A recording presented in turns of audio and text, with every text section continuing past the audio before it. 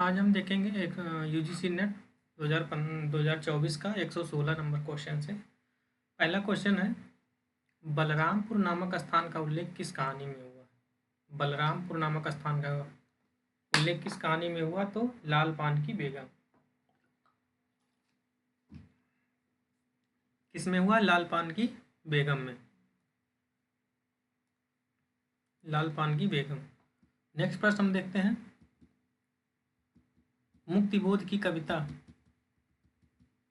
मुक्तिबोध की कविता है तो ब्रह्म राक्षस है, भूरी भूरी खाक धूल है और भूल गलती है। भग्नदूत किसका है? चिंता भग्नदूत अज्ञेय का है। तो ब्रह्म राक्षस, भूरी भूरी खाक धूल, भूल गलती, ये तीन किसके हैं? ये तीन जो हैं मुक्तिबोध की कविता है। अगला प्रश्न देखते हैं, मजदूरी और प्रेम निबंध में आई पंक्तियों को पहले से बाद के क्रम में लगाना है। मजदूरी और प्रेम, तो पहला है, हल चलाने वाले और भेड़ चराने वाले प्रायः स्वभाव से साधु होते हैं। मजदूरी और प्रेम अध्यापक पूर्ण सिंह के निबंध हैं। तो हल चराने वाले और भेड़ चराने वाले प्रायः स्वभाव से साधु होते हैं, नंबर 1 पर है। फिर है, आपने 4 आने पैसे मजदूर के हाथ में रखकर कहा, ये लो दिन भर की मैं अपनी मजदूरी, वाह क्या दिल लगी है, ये नंबर 2 पे है। फिर मुझे तो मनुष्य के हाथ में बने कामों से उनकी प्रेममय पवित्र आत्मा की सुगंध आती है, ये किसमें? नंबर 3 पे है। नंबर 4 पे है, आदमियों की तिजारत करना मूर्खों का काम है। क्या करना? तिजारत। सोने और लोहे के बदले मनुष्य अपने को बेचना मना है। सोने और लोहे के बदले मनुष्य को बेचना मना है, ये नंबर 4 पे कहता है। और नंबर 5 पे कहता है कि पश्चिमी सभ्यता मुख मोड़ रही है, वो एक नया आदर्श देख रही है, ये नंबर 5 है।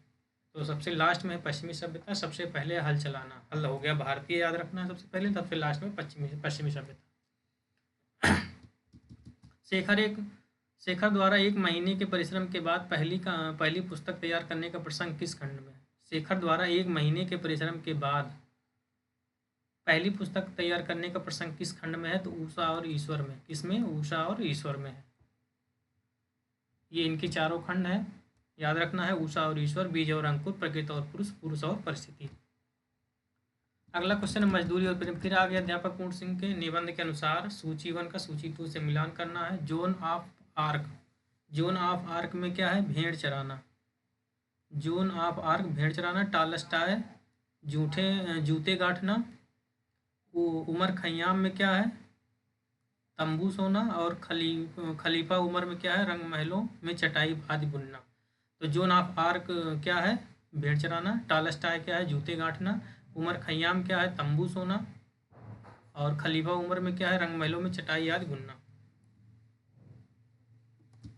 अगला प्रश्न है, जिम लोड़ बिजड़ही पाड़िए तिम गिड़े लई चित्त और समरस जाए तखड़े जयपुर ते सम।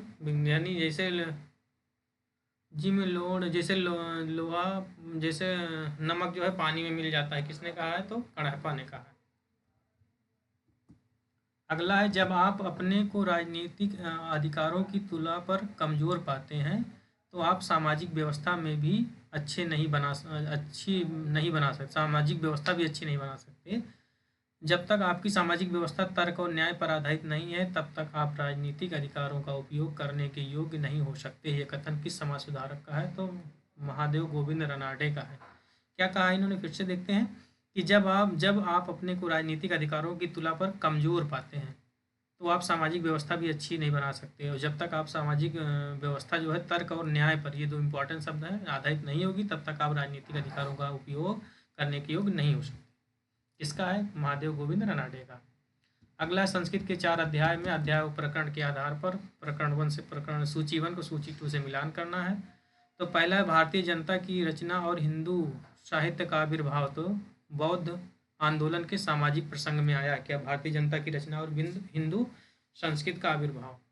फिर है, प्राचीन हिंदुओं से विद्रोह। प्राचीन हिंदुओं से विद्रोह क्या है?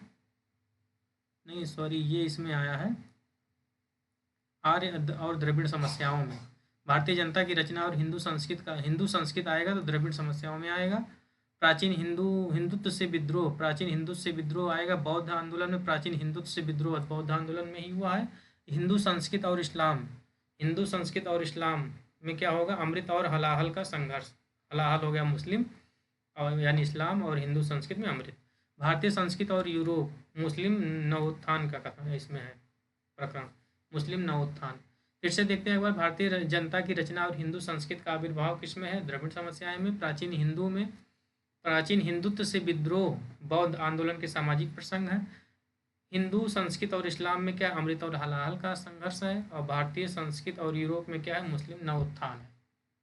संस्कृत के 4 अध्याय रामदास सिंह दिनकर से।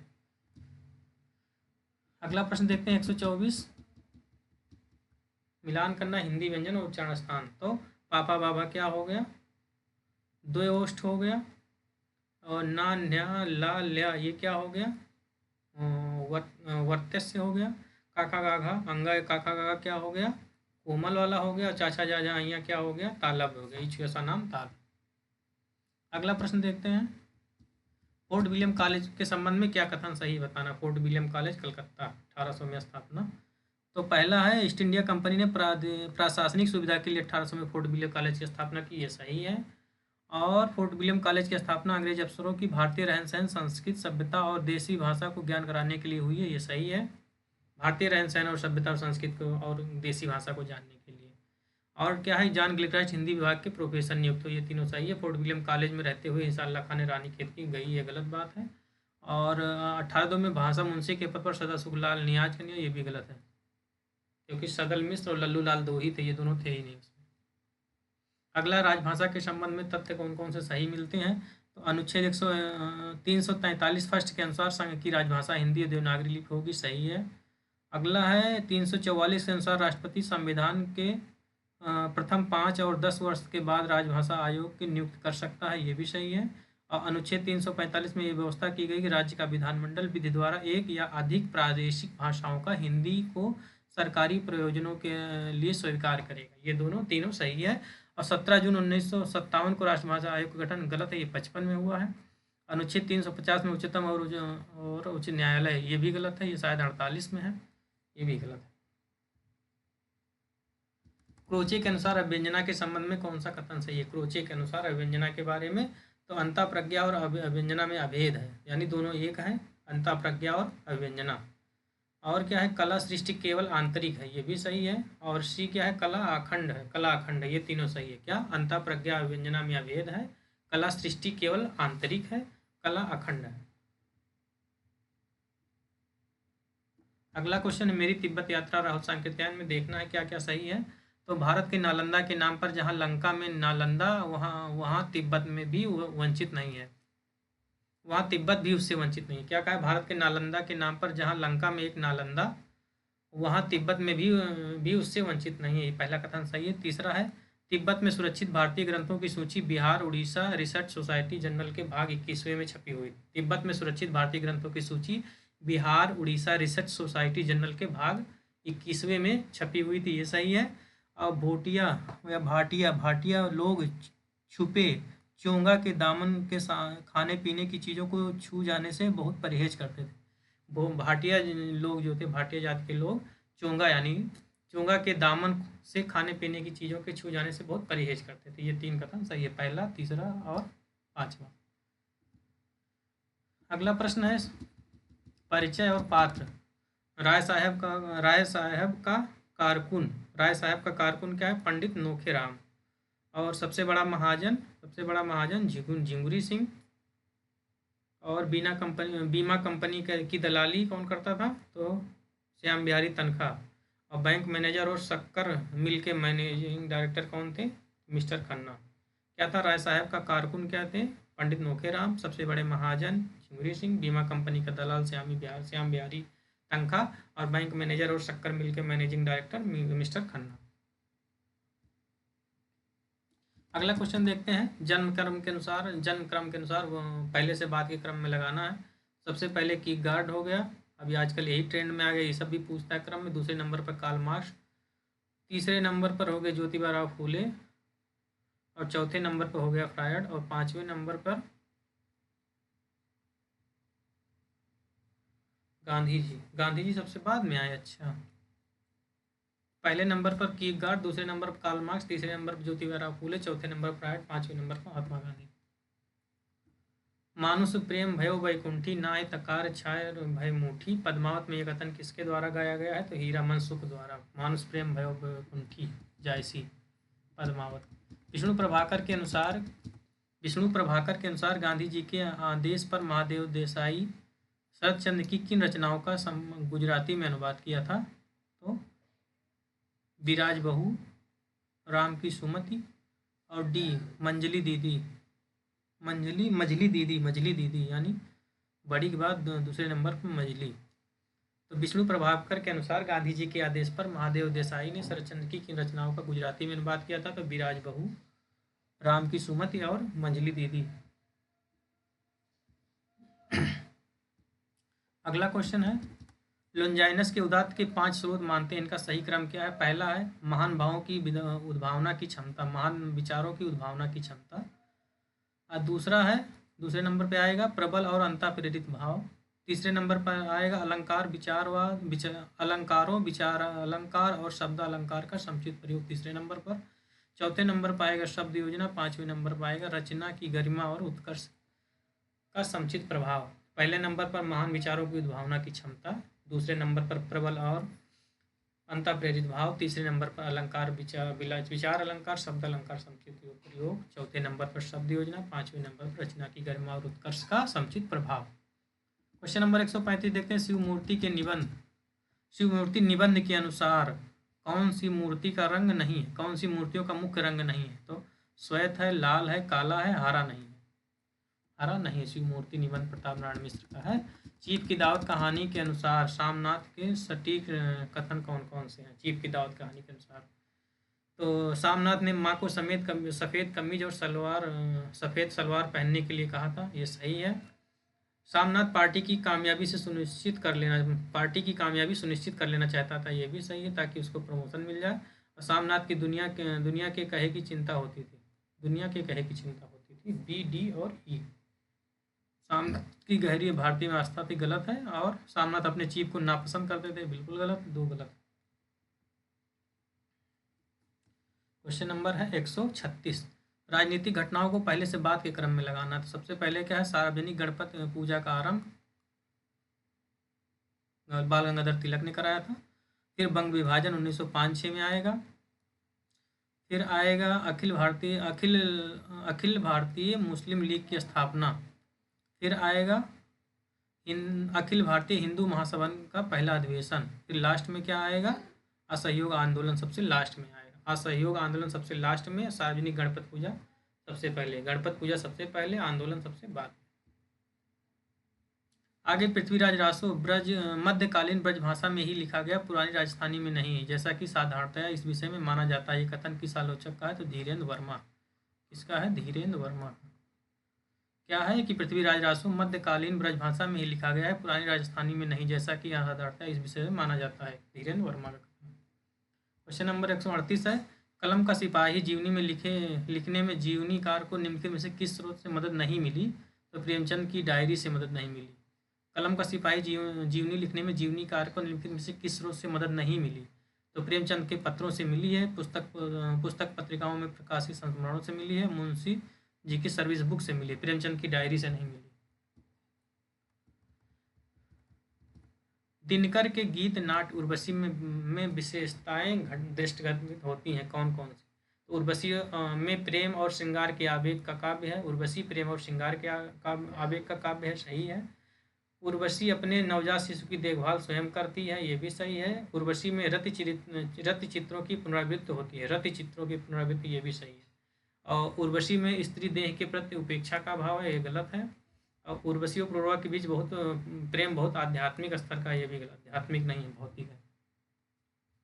अगला है प्रेम और मजदूरी और प्रेम। फिर आ गया अध्यापक पूर्ण सिंह के निबंध के अनुसार पश्चिमी सभ्यता मुख मोड़कर जिस नए आदर्श को उन्मुख है, उस आदर्श को दर्शाने वाला देवता कौन है? तो टॉलस्टॉय है। क्या कहा है? मजदूरी और प्रेम निबंध के अनुसार पश्चिमी सभ्यता मुख मोड़कर जिस नए आदर्श की ओर उन्मुख है, उस आदर्श को दर्शाने वाले देवता कौन है? टॉलस्टॉय। अब आगे आते हैं पैसेज है। पैसेज में कुछ खास है नहीं, पैसेज में हम आंसर देख लेते हैं। कि प्रार्थना और नैतिक उन्नति में सहायक है। प्रार्थना और नैतिक उन्नति में सहायक है। सर्वश्रेष्ठ क्या कहा था? संगीत सर्वश्रेष्ठ क्यों होता है? प्रार्थना और नैतिक उन्नति में सहायक होता है।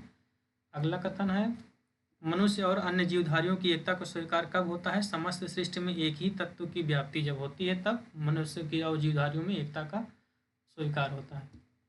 अगला गद्यांश है कला के लिए सिद्धांत में गांधी दर्शन ने कोई सहानुभूति क्यों नहीं है?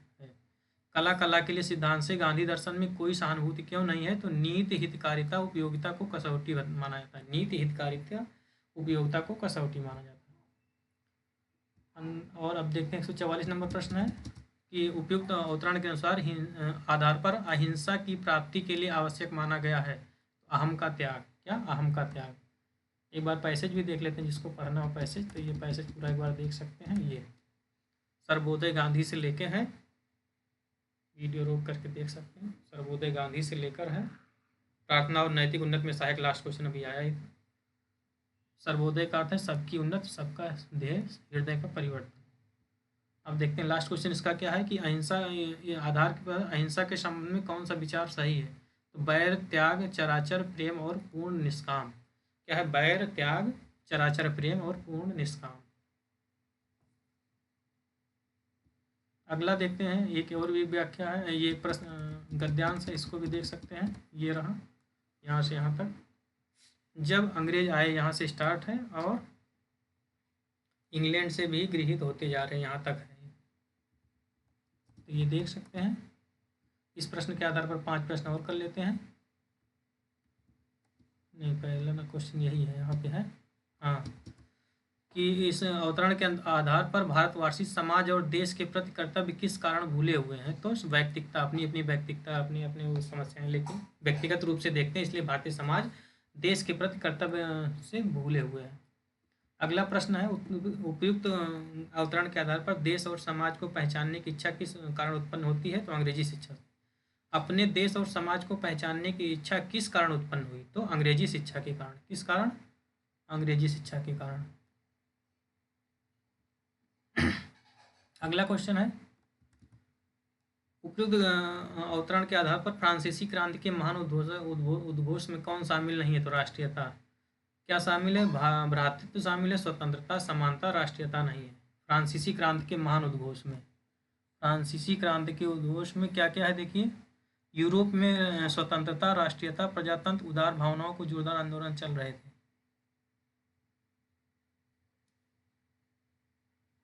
फ्रांसीसी क्रांति की स्वतंत्रता, समानता, भ्रातृत्व, महान उद्घोषक पिघलकर उदारता में ढल गया। स्वतंत्रता, समानता और भ्रातृत्व, राष्ट्रीयता नहीं है यहाँ पे। देखिए ये क्वेश्चन का आंसर। अगला क्वेश्चन है लास्ट क्वेश्चन, 2 क्वेश्चन और है। अंग्रेजी के भीतर से यूरोप के तेजपूर्ण विचारों ने किसमें वृद्धि की? मानसिक एकता। क्या गया? अंग्रेजी के भीतर से यूरोप के तेजपूर्ण विचारों ने, यूरोप के तेजपूर्ण विचारों ने क्या किया? मानसिक एकता। क्या किया? मानसिक एकता। मानसिक एकता यहाँ पे सही है। अगला क्वेश्चन लास्ट देखते हैं, 150वां क्वेश्चन कि कौन सा गुण है जो औसत भारतीयों को प्राचीन और मध्यकालीन भारतवासी से विभक्त करता है? वो कौन सा गुण है जो औसत भारतीयों को प्राचीन और मध्ययुगीन भारतीयों से विभक्त करता है? तो सामाजिक चेतना। तो ये इस तरह हो गया 150 क्वेश्चन, 50 नंबर से लेके पूरा हो गया। 3 पार्ट में है, जिसको देखना है देख सकता है। एक बार पैसेज फिर से दिखा दे रहे हैं, ये देखिए, यहाँ से पढ़ सकते हैं जिसको पैसेज पढ़ना है पूरा। दूसरा पैसेज भी एक बार दिखा सकते हैं। ये रहा दूसरा पैसेज।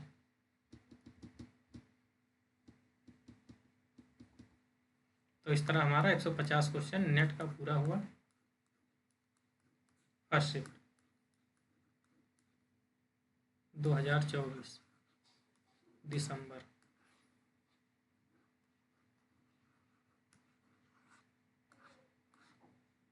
हिंदी।